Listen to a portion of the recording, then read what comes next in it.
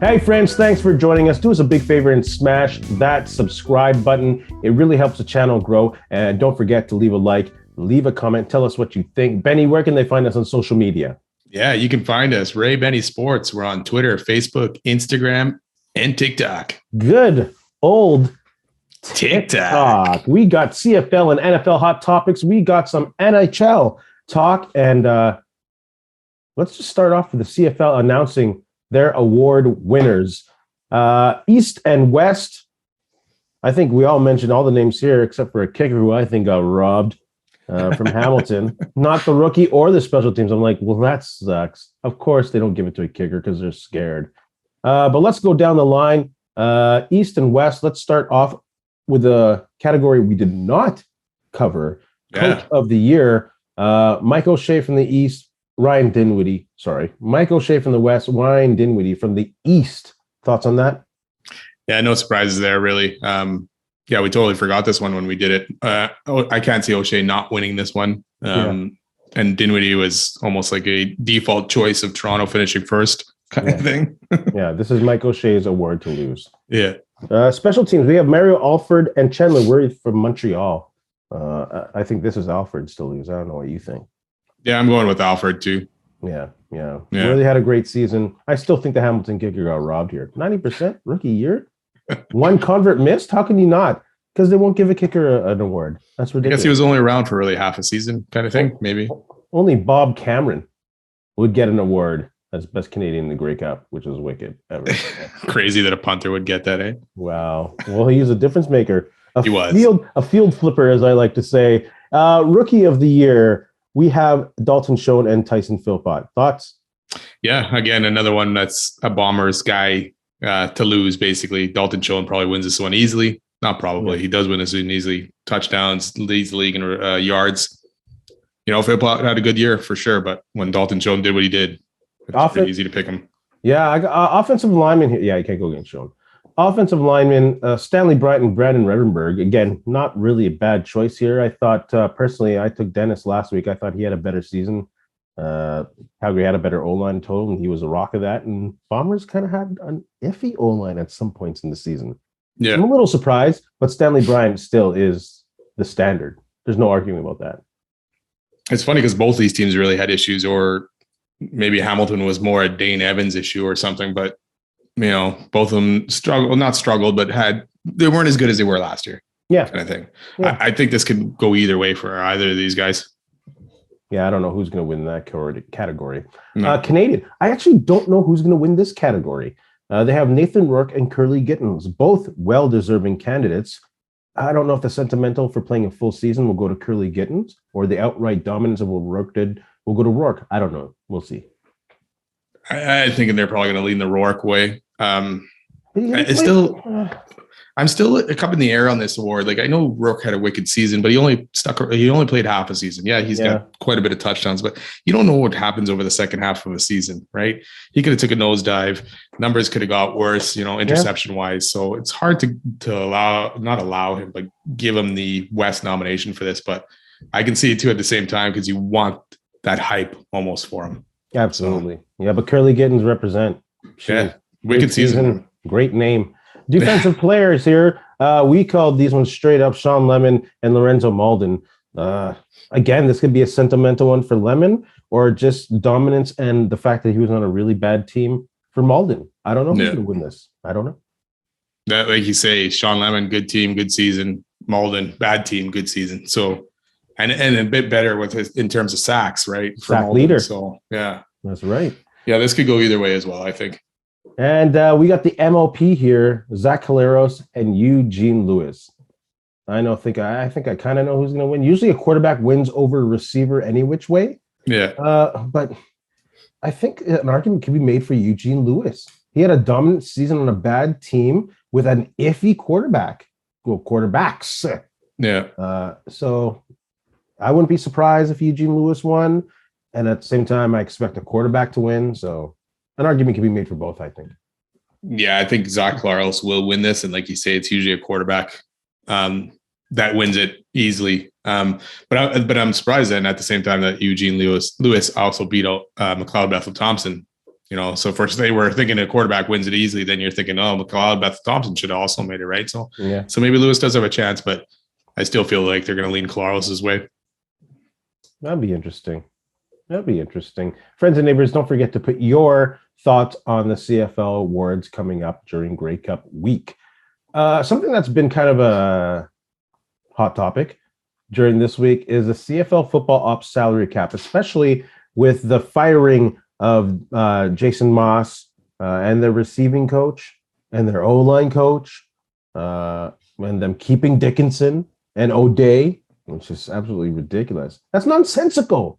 What's the president doing there? Any which way. So thoughts on the CFL football ops salary cap? Yeah, so maybe the factor in keeping Dickinson and firing Moss is to do with this salary cap, right? Because it doesn't clear the salary cap of those coaches once they get paid or once they get fired. I mean, right? The contract still stays on the books. Maybe it's spread out over years, but it also takes up part of the salary cap. So now to go and hire new coaches, you've lost a bit of that pie, right? To go do it. So absolutely, it might be easier now. Saying, hey, Dickinson's making this much, or we're going to have to pay this much in dead money. Let's just keep him. It's a better way to go. And if he has a year left on his contract, he plays out that year or coaches out that year, and then he's done and he's off the books, right?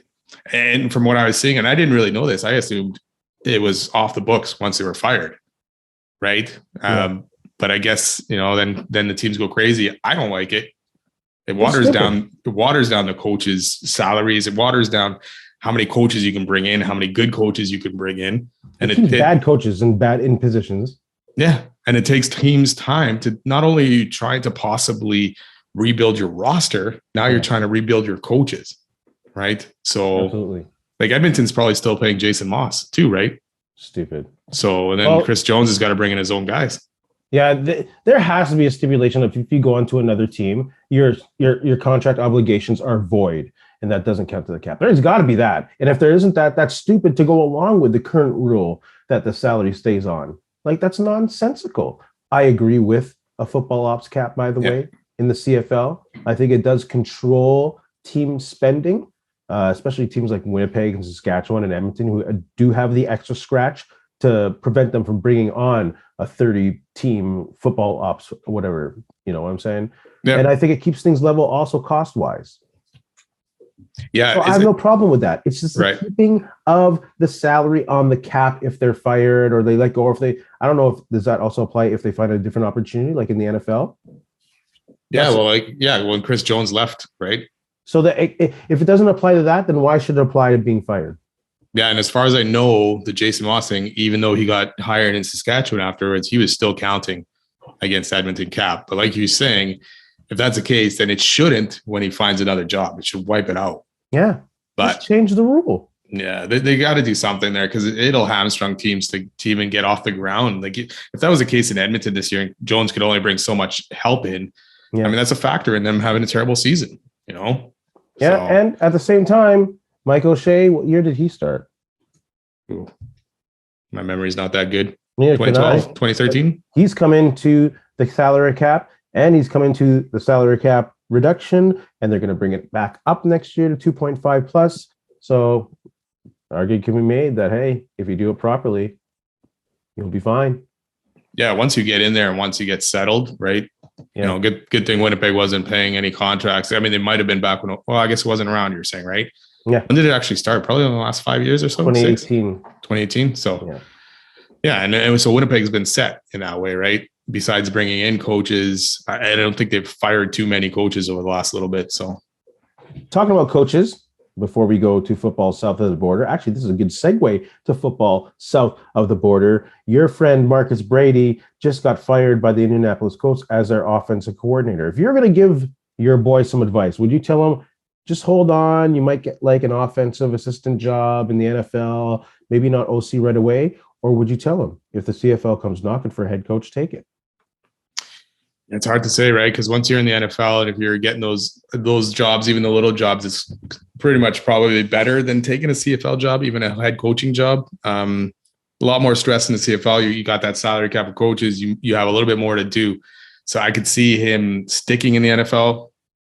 Yeah. Depends though. If it's not an OC job, yeah, why wouldn't you go build your resume north of the border and become a head coach if you can? You know why? You know? Because Mark Trestman ruined it when he went to Chicago as head coach. Yeah. I think teams will be more resistant because of that. Not that they were really on the train of hiring CFL coaches as head coaches in the first place, but that didn't help none.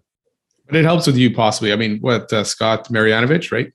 Is he still in the NFL? Yeah. So, I mean, it could lead back to probably not a head coaching like you're saying, but lead back to, getting back into the OC ranks. But sometimes though, when you leave, people forget about you too, right? Yeah. And unless you kick butt in the CFL, it's hard to go back down. Yeah, maybe Cliff Kingsbury will be running the joint in Ottawa next year.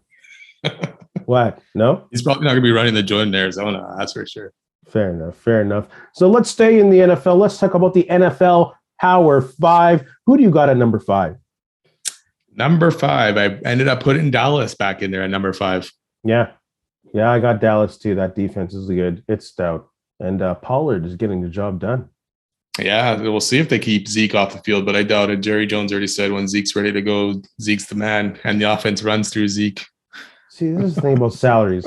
Pollard is making 12 times less than Ezekiel Elliott, and he's getting the job done. Even more, why are they paying these running backs ridiculous amounts of money? No, and it's funny with NFL teams. It's like, why are you married to a guy like that? Like, if this guy's better, who cares how much he's making? Yeah. Let him play. You're in the business to win games. You're not in the business to keep a guy happy, right? Play to win the game. Yeah. So we'll see once I'm sure they got a bye this week. So I'm sure Zeke will be back after the bye. So we'll see what they do there. Yeah. Your boy, Mark McCarthy, is doing good things in Dallas. I can't say anything bad about him right now. Not yet. But maybe it's Dan Quinn, the OC or the DC. That's really the main guy. The offense is still okay. Pollard was really good. Dak had a decent game, but let's see if they can keep it going because it has been disjointed really this year so far.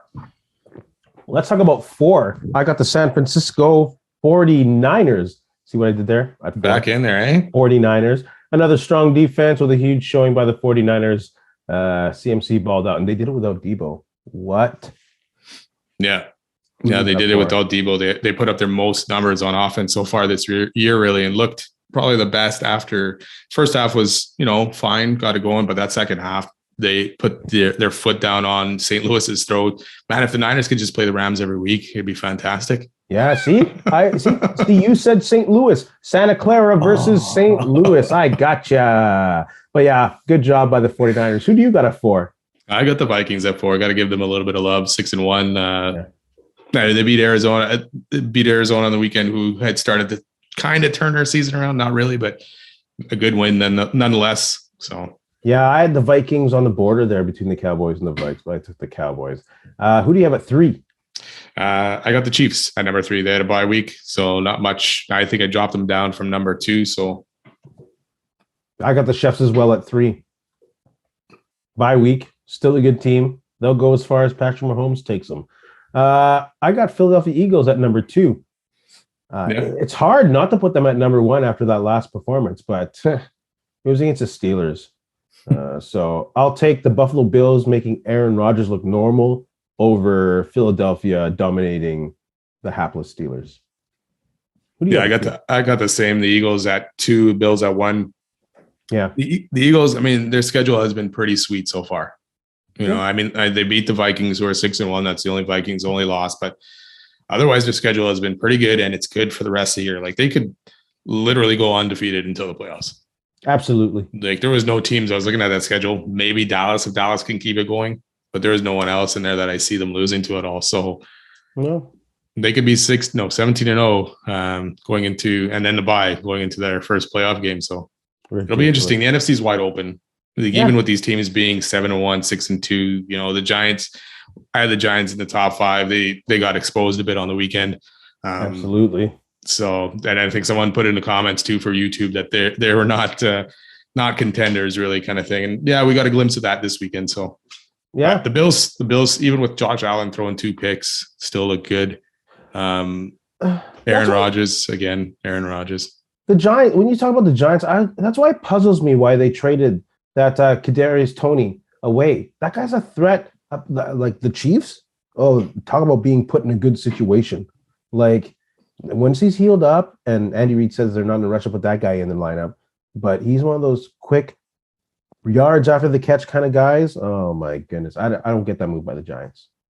No, neither do I. I like the move for KC, and it's not necessarily even about this year. Like it's, because they signed Schuster, Smith, and Valdez Scantling. I think only a year deal, right? So they're gone. So now you got Kadarius Toney coming in, and it just didn't work with him in the Giants. Like he was always injured, or he just wasn't getting the ball, or whatever. Like I don't know if he just didn't like being there. Yeah, and he played the injured card quite a bit, but it just didn't work. So maybe it's a good start for both of them. But it's talk about teams, and we're going to talk about trades in a minute here. But talk about teams losing out on draft picks and assets, right? Pretty early because he was a first round pick last year. Yeah. They didn't get a first round pick back. So, well, let's go into NFL trades.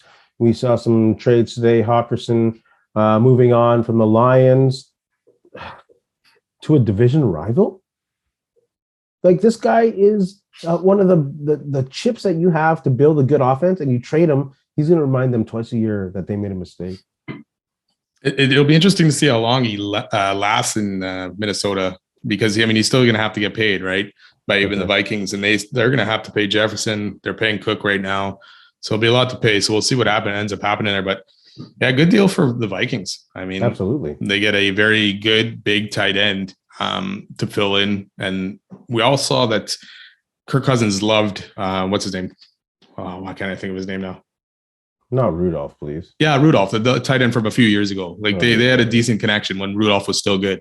Kyle Rudolph, yeah. Kyle Rudolph, yeah. Yep. So this will be good, but there's a lot of mouths to feed now in Minnesota between Jefferson, Hawkinson, and Dalvin, but it also makes it tougher for defenses to stop that offense. So looking at all these trades from the trade deadline, a few of them, which one do you think will have the biggest impact? And you can be biased. You can be biased. I would consider CMC around the trade deadline. Yeah, I keep thinking. I'm looking at the ones from just today. I'm not even thinking, but yeah, CMC is huge.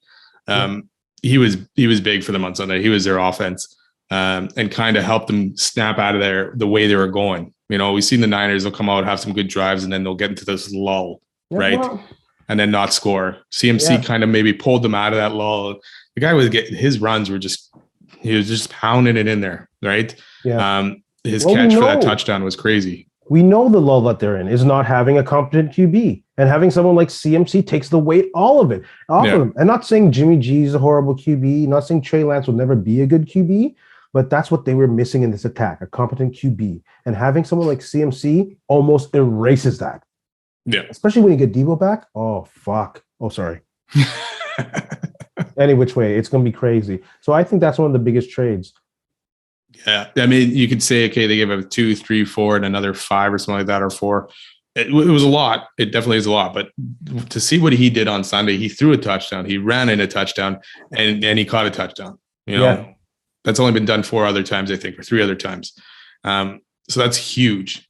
So yeah, he opens up the space for the rest of those guys. And like you say, Jimmy's an average QB. He's gonna have some wicked games, and he's gonna have some bad games and in between. So hopefully CMC can settle that down, and give them that push that they need in that offense to finally take off. Because the D, for the most part, got a little bit exposed against KC. Wasn't great in the first half on Sunday, but got better. And if they get all their guys back from injuries, it'll help. Yeah, I think a sneaky good move at the trade deadline was Calvin Ridley to the Jags.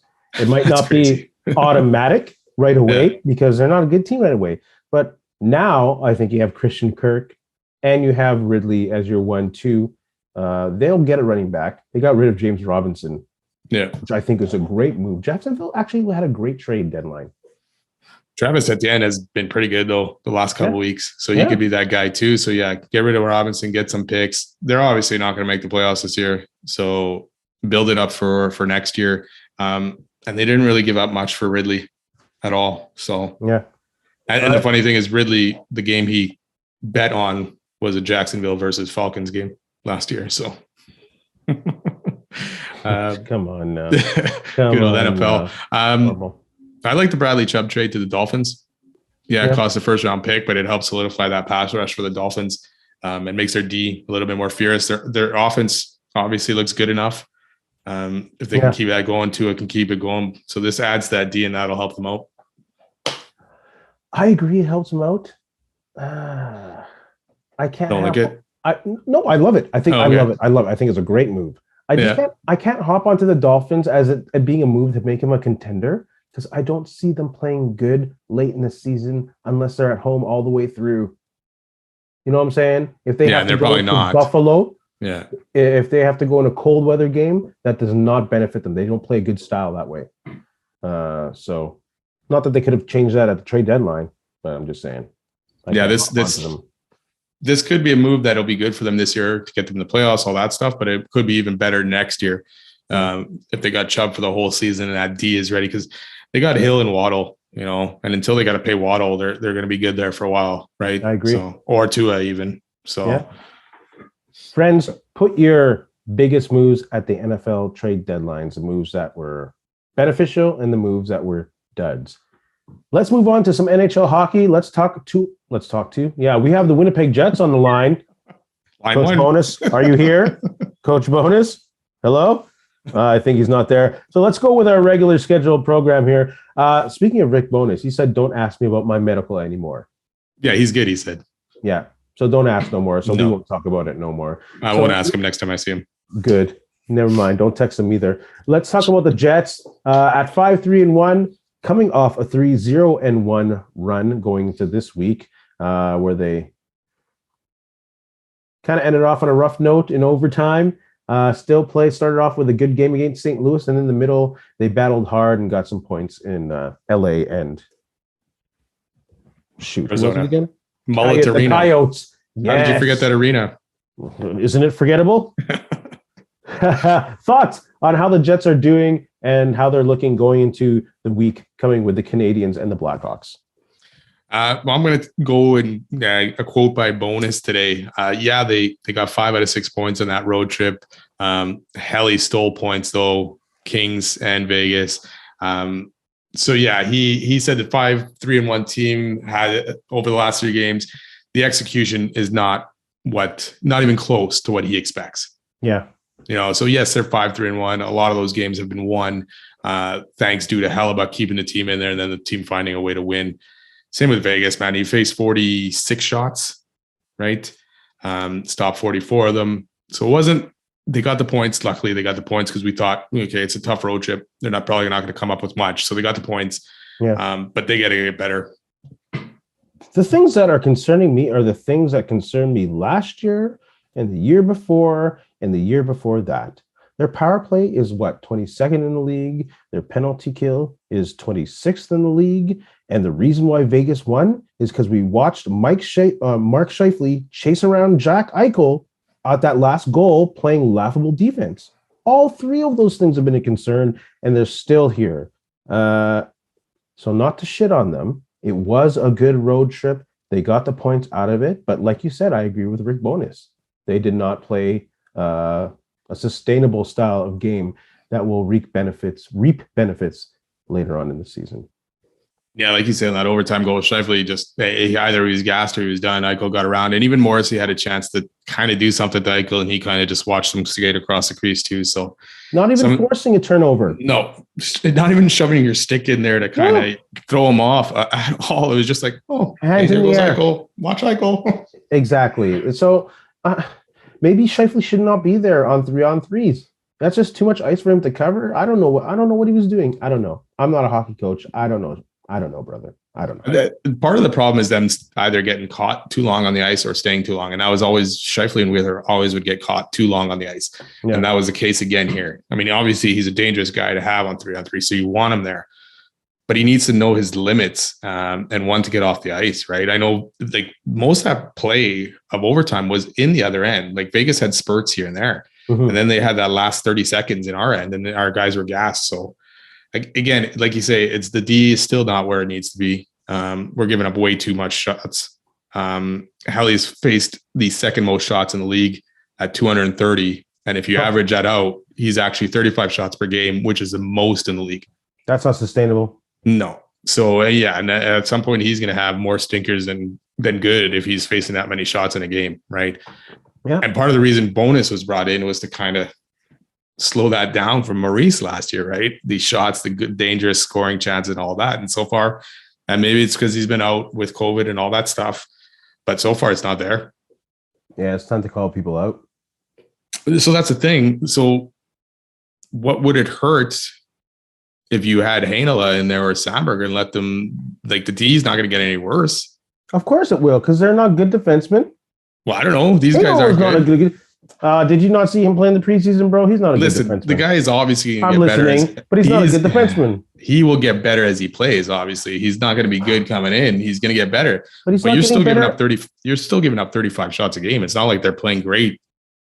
Whoever's on D, and this is not just the D. It's obviously the whole team D giving up that many shots. So I agree. And I think that's what you I think you hit it right on the head there. It's a team D. They're not filling up the spaces. They're allowing their forwards to roam in and out in front of the net. They're not stopping those dangerous chances. And the forwards got to play better D, I think.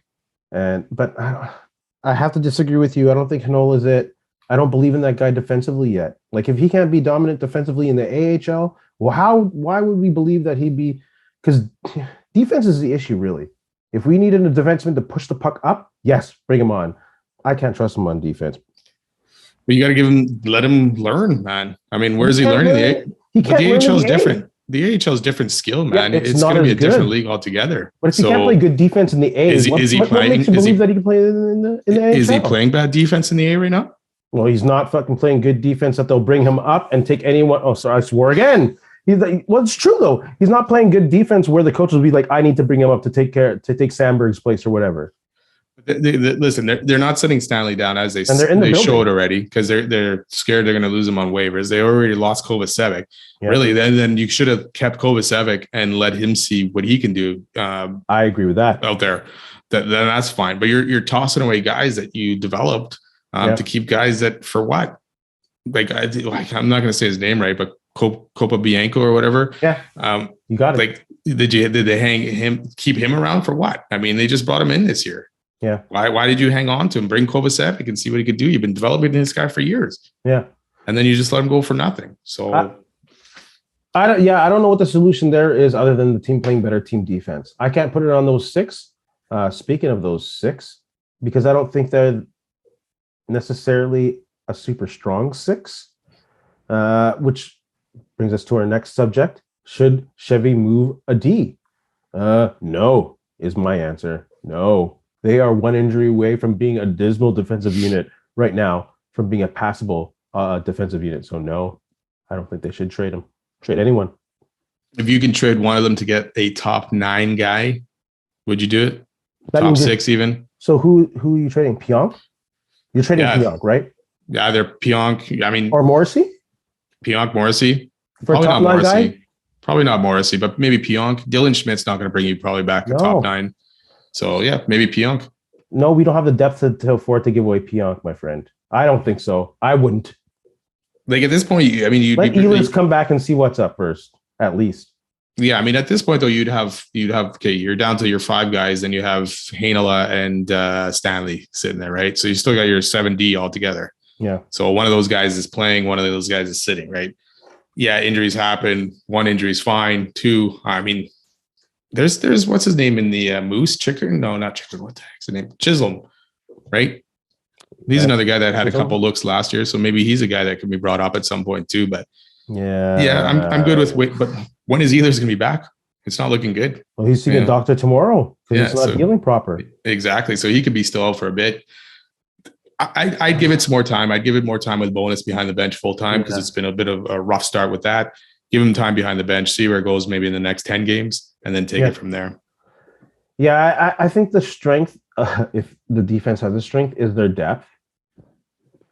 I don't know if that's really a strength. But that's why teams are calling Chevy, right? Because he's got those guys there saying, hey, what are you going to do with these guys? So, and the D has actually been more involved in scoring so far this year too. Pionk's got goals. Morrison's got a lot of assists. So if that's the strength of your D is your depth, not your skill, then you don't trade away your depth. You don't. Yeah, it could be a move later in the year if you're out of the playoff race kind of thing. But absolutely. Yeah, I think they're too dependent on Pionk to trade him. And you're right. DeMello, they won't get nothing that we'd want for him. No, you're just getting picks for DeMello, Dillon, or Schmidt, really. Yeah. I like Schmidt. He's a good motor in the room. Good guy, tough guy too. You need some of that because Pionk, Morrissey, even Heinola, they're not lacking toughness on the back end. I so want to mention 33's name, but I won't. Is he coming back? Is he? Don't mess with me. I'll swear again. Again. That guy's fishing every day, man. He's never coming back. He's living the good life now. Life is good. And he deserves it. He deserves it. For sure. The amount of years he played hard. Let's talk about Toronto. How about a market that's hard to play in? Are people really wondering if Keith's job is on the line at this point in the season?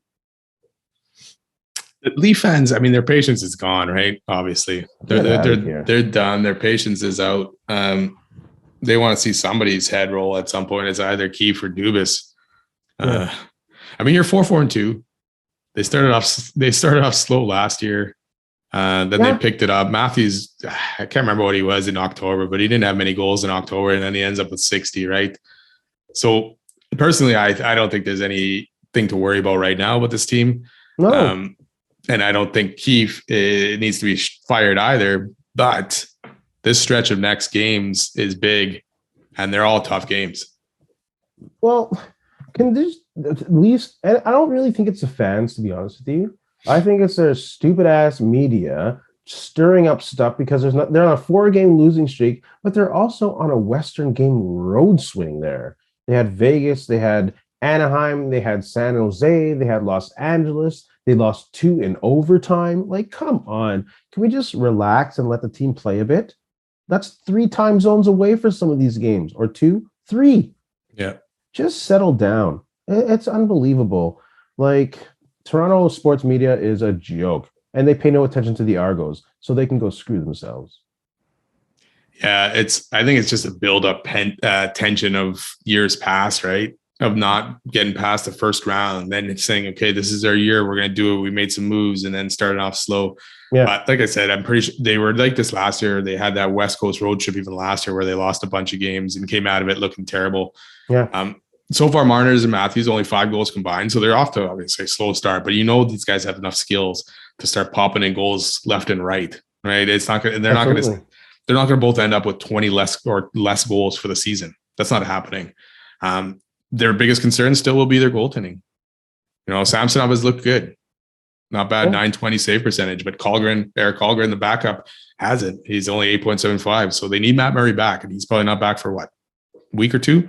The fans should just chill. They should just chill. No, they will never chill in Toronto. Just relax. If there's any issue, then if there's any issue coming into the season, it should be Brendan Shanahan. I have no idea. Whose idea was it to sign this unexperienced NFL executive to run all aspects of the team? I don't get that. So that's where they should be looking. Never mind Dubas. Never mind Keefe. Look at Shanahan if you want to, but still too early for that. Now there's stuff. There could be problems between Keefe and Marner. Marner got benched a little bit last game. So good. Play some defense once in a while. What's Barry Trotz to Toronto? What's that? That's what they need. That's what we wanted in Winnipeg. A coach to call people out and sit people down. Might as well sit them down for the rest of the game. Never mind a little bit. That doesn't make any sense, if anything. I will hate if Trotz goes to Toronto, actually. Yeah, who knows? Hey, there's a lot. But hey, Philly, Boston, Carolina, Vegas, Pittsburgh coming up. If they lose more than they win, is Keefe gone? No. Are they going to pull the trigger early? Something's got to be done there. It'll be interesting to see. And bring in who? Babcock? No, just kidding. Oh, what a joke. I don't know who they would bring in. Barry Trotz, possibly, but it'd be stupid. Let's go to the West. Let's talk about the Edmonton Oilers. I was about to say the Elks. Let's talk about their goalie situation. Do you have an issue with their goalie situation? Because I don't. Stuart Skinner's been pretty good. Props to Edmonton. They've turned it around. The slow start. They're winning games. They beat Calgary on the weekend. So props to them on that. They got Calgary's number. They do. But so far, Jack Campbell has not lived anywhere close to the contract that he's gotten. Mm-hmm. Whereas Skinner has, played wicked games against Vegas, Calgary, stopping a lot of shots, whereas Campbell's letting in 5 goals against Chicago. So yeah, the numbers are different. This could end up being a problem in a couple of years. But I still think Edmonton had to make this deal because, goaltending was part of their issue along with defense, right? Yeah. Maybe 5 years is too long at $5 million for Campbell anyways in the first place. But right now it's Stuart Skinner's crease right now. And if they continue to at least ride him and see what he can do, then go for it. If they're not concerned about, hey, we're paying this guy $5 million, we got to start him. You know what? Play the hot hand. Your job is to win. If it takes a 2-goalie system, who cares? And at the same time, Edmonton, slow your roll. Don't even start thinking about Grant Fuhr, Andy Moog, because that shit's not happening. But just these two, if it happens and they're winning, like they beat Calgary, whoever's feeling good, let them play. And if it's a 2-goalie system that gets them to the furthest part of the season, then it's a 2-goalie system.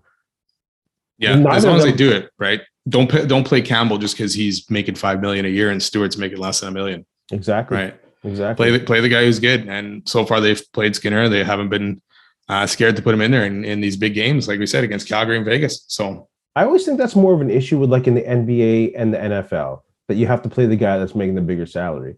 In the NHL, if you have the hot hand, we've seen that in a lot of goalies. Remember, who was that guy in Philly? Brian Boucher that went nuts as a backup. Remember they had a goalie? When they made the final or not? Boucher was at Michael Layton was another one. They had a backup goalie who went nuts for a string of games, and they stayed with him. Yeah, I can't think of. There's been so many goaltenders in Philly over the year. Way too many. Any which way, that's how it is in hockey. They'll play. Tom Brady is an oddity in the NFL, where they go with the guy who has a hot hand rather than the salary. Yeah, it'll be interesting to watch over the season if Skinner keeps progressing, or if at some point he regresses back to where he is and he needs maybe a couple more seasons to get back on top or something. But it'll be fun to watch, and hopefully it doesn't cost Edmonton down the line, because when you're paying a goalie $5 million to be your backup, that's not going to work out very well in 2 or 3 years from now. Yeah, exactly. Yeah. But as I say, when you're in season, do with whatever it takes to get the win. Yep, exactly. I got a shout out. Can I give this shout out? You can. I have a shout out. I can and I may. I may and I can and I will. Shout out to the Canadian Fighting Center. They threw a great event over the weekend of boxing at the Kaboto Center called Friday Night Fights. I got to be the ring announcer. So right that on. was awesome. I got to be like ringside, and there's a bit of spit that came, a little bit of blood that was there. Seriously? That's not COVID safe. Anyway, I'm not sharing this mic. Other than that, though, it was awesome. But just to say, it might be one of their last boxing events. Coach Giuseppe is actually going to step away from boxing, and he's looking to get MMA provincially regulated, to get a provincial body. So if y'all know any officials, Wab Canoe was there, and he's supporting the MMA getting regulated to MMA in Manitoba, because that means we get better professional fighters from Manitoba if there's an amateur scene. So shout out to the Canadian Fighting Center and their boxing event, and to Coach Giuseppe for trying to regulate MMA in Winnipeg. Right on. That was a mouthful, and it was a good event. That sounds good. I was wearing my blue suit and everything. I was looking good. You should have worn your blue suit tonight. Sheesh. Benny, you got anything to say to our friends? You know what? Just thanks a lot for listening. Don't forget to subscribe and follow, and have a good couple days. And to steal the famous words of Ed Whalen, in the meantime and in between time, that's it. Another edition of Ray and Benny Talk Sports. You think Chevy's going to make a move before the end of the year? He's going to have to. I don't think the Jets are going to be in the thick of things at some point. So you think he won't move draft picks? No. When is he going to move? Well, like we said, one of these defensemen we talked about, I think he's going to have to move one of them to get some picks or something. Hey, friends and neighbors, don't forget to check us out online on Facebook, TikTok, Instagram, and Twitter at Ray Benny Sports. And don't forget to check out our YouTube channel. Leave a like, leave a comment, tell us what you think.